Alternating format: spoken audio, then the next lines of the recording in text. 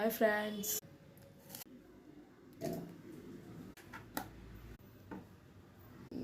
எங்கள் அம்மா பாருங்க கட் பண்ணிகிட்டு இருக்காங்க. பூண்டு இருக்கு, அப்படியே கட் பண்ணிகிட்டு இருக்காங்க.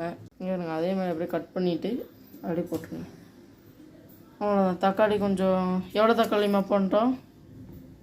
நம்மளா 4 தக்காளி போட்டோம். 4 தக்காளி போடணும். அப்புறம் வெங்காயம் எவ்வளோ போடணும்? 4-5 தக்காளி வெங்காயம் போடணும். அப்புறம் வெங்காயம் பற்றி எவ்வளோ போடணுமா சொல்லுமா? வெங்காயம் வந்துட்டு ஒரு 4 வெங்காயம், ஒரு 5 தக்காளி போட்டு மிக்ஸி ஜாரில் போட்டு அரைச்சி. அப்புறம் பூண்டு நீங்கள் வெட்டி வச்சுருக்கோம். எவ்வளோ பூண்டு எடுக்கணும்? பூண்டு எவ்வளோ எடுக்கணும்? பூண்டு ஒரு எவ்வளோ, ஒரு உருண்டை பூண்டு அது போட்டுக்கோங்க. போட்டு அவ்வளோதான். மிக்ஸி ஜாரில் போட்டு நல்லா கழுவிட்டு மிக்ஸி ஜாரில் போட்டு இது மாதிரி ஒரு கடாய் எடுத்து வச்சுக்கோங்க. இது என்ன மீனுமா? மத்தி மீன். ஃபுல்லாக கழுவி சூப்பராக வச்சுருக்கோம் பாருங்கள். செம்மையாக இருக்கா? நல்லா இருந்துச்சுன்னா கமெண்ட்ஸில் சொல்லுங்கள். இப்போ பாருங்கள், கொத்தமல்லி எடுத்துக்கிட்டோம். அடுத்தது இஞ்சி கொஞ்சம், அப்புறம் கொத்தமல்லியும் கொஞ்சம் எடுத்துக்கோங்க. ஓகேவா? கட் பண்ணிக்கணும். இஞ்சி கொஞ்சம் அப்படியே கட் பண்ணிக்கணும். கட் பண்ணி இதில் எல்லாத்தையும் அரைச்சிருங்க. பாருங்க, இது மாதிரி அரைச்சி அப்படியே போட்டுக்கணும். கழுவி கொஞ்சம் சீரகம் கொஞ்சம், குருமிளகு கொஞ்சம், தேங்காய் கொஞ்சம். இதெல்லாம் நண்டு குழம்புக்கு மசாலா. எல்லாத்தையும் அரைக்கணும்.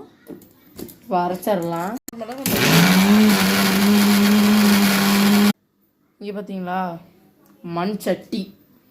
இதில் நம்ம சமைக்க போகிறோம் நண்டோடது குழம்பு. ஓகே, பேஸ்ட்டு நண்டோட அரைச்ச பேஸ்ட் ரெடி ஆகிடுச்சு. இதை நம்ம குழம்புல ஆட் பண்ணிக்கலாம். ஓகே, கொஞ்சம் ஊற்றிக்கலாம். ஓகே, தூர வையுதை. இப்போ கருவேப்பிலை போட்டுக்கலாம். போடுமா?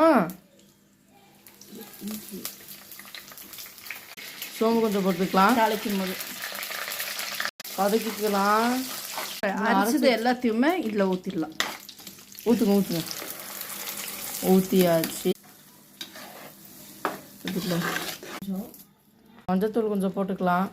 மிளகாத்தூள் நீங்கள் மிக்ஸ் பண்ணிக்கணும். கைஸ், இப்போ பார்த்தீங்கன்னா தண்ணியும் ஊற்றியாச்சு. நம்ம நல்லா கொதிக்கட்டும். கொதிச்சோடனே நம்ம நண்டு எடுத்து போட்டுடலாம். ஓகே, போட்டுடலாம். நண்டு அப்படியே போட்டுட்ருக்கோம். சூப்பராக எல்லாத்தையும் போட்டு வச்சாச்சு. இப்போ என்ன 20 மினிட்ஸ் கொதிக்கட்டும். 20 மினிட்ஸ் கொதிச்சுங்க. 20 மினிட்ஸ் கொதிச்சுன்னா நான் வீடியோ எடுக்கிறேன். அப்படியே சூப்பராக அப்படியே நண்டு குழம்பு செம்மையாக இருக்குது. நீங்களும் ட்ரை பண்ணி பாருங்கள்.